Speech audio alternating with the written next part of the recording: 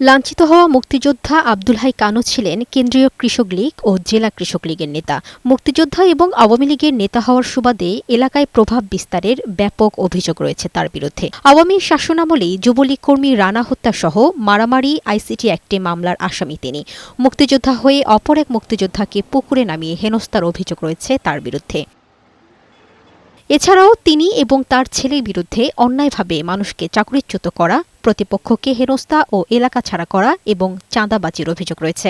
চাঁদাবাজি, বাড়িঘর করার সময় টাকা পয়সা চাওয়া এবং তার ডাকে যদি কমান্ডে কেউ না আসে তাকে পরবর্তী দিনে ধরে এনে শাস্তি দিয়ে পানিতে শীতকালে পুকুরের মধ্যে ডুবিয়ে রাখ, তিনি করেন নাই এমন কোনো প্রকার নির্যাতন নেই। যে মানুষগুলো সত্যের পক্ষে কথা বলে এবং যে মানুষগুলা তাদের বিরুদ্ধে অন্যায়ের বিরুদ্ধে কথা বলে তাদেরকে বিএনপি জামাত ট্যাগ লাগিয়ে বাড়ি ছাড়া থেকে শুরু করে এমন কোনো হীন কাজ নাই উনি করে নাই। দেশের জন্য জীবন বাজি রাখা মুক্তিযোদ্ধা অপমানের শাস্তি চেয়েছেন স্থানীয় মুক্তিযোদ্ধারা। তবে কেউ মুক্তিযোদ্ধা খেতাব ব্যবহার করে অন্যায় অবিচার করলে তারও বিচার হওয়া উচিত বলে মনে করেন এই মুক্তিযোদ্ধা। কানুন নামে যে হত্যা মামলা, চুরির মামলা, ডাকাতির মামলা যেটাই বলেন, যে 9টা মামলা আমি শুনেছি এবং জেনেছি, সেই পরিপ্রেক্ষিতে বলছি সে তো এই কারণে মুক্তিযোদ্ধার জন্য সে কলঙ্ক।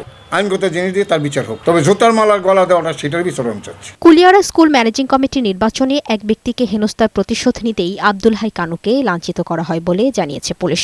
এ ঘটনায় চৌদ্দগ্রাম থানায় একটি মামলা দায়ের করা হয়েছে। মুক্তিযোদ্ধা আব্দুল হাই কানু সাহেবকে অপমানের বা লাঞ্ছনা করার যে ভিডিওটা ফেসবুকে প্রচার হয়, এটা আমিও দেখেছি আপনাদের সাথে সাথে। এটা দেখার পরে আমরা এবং মাননীয় প্রধান উপদেষ্টা মহোদয়ের কার্যালয় থেকে যে নির্দেশনা দেওয়া হয়েছে সেটাকে আমরা খুব জোরালোভাবে নিয়েই আসামিদের শনাক্ত করার চেষ্টা করি এবং ওই ভিডিওর যে সমস্ত চেহারাগুলি বা ছবিগুলি আসে সেইখান থেকে আমরা শনাক্ত করে আপাতত আমরা 5 জনকে গ্রেপ্তার করতে সক্ষম হয়েছে। এদিকে মুক্তিযোদ্ধা আব্দুল হাইয়ের বিরুদ্ধে আগের অভিযোগগুলো আমলে নেয়ার দাবি জানিয়েছে এলাকাবাসী। লামিয়া আক্তার, বৈশাখী সংবাদ।